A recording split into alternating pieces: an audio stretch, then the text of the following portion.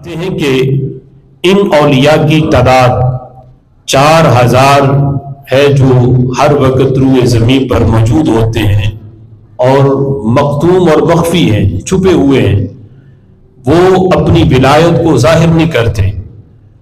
یہ خلق کائنات جل جلالہ اور اس ولی کے درمیان یہ راز ہے۔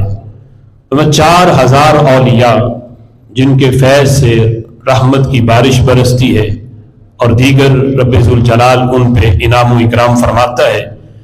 پھر فرماتے ہیں ان 4000 میں 300 ایسے ہیں جن کو خلق کائنات جل جلالہ نے مزید عظمت اور فضیلت عطا کی اور انہیں اخیار کہا جاتا ہے۔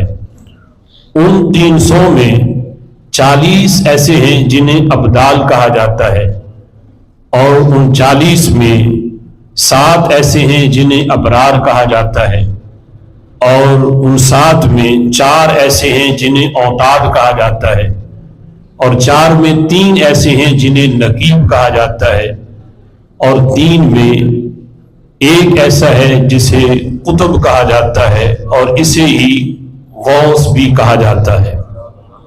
یہ ترتیب حضور سیدی داتا گنج بخش علی حجویری رحمۃ اللہ علیہ نے کشف المحجوب کے اندر آپ نے بیان کی۔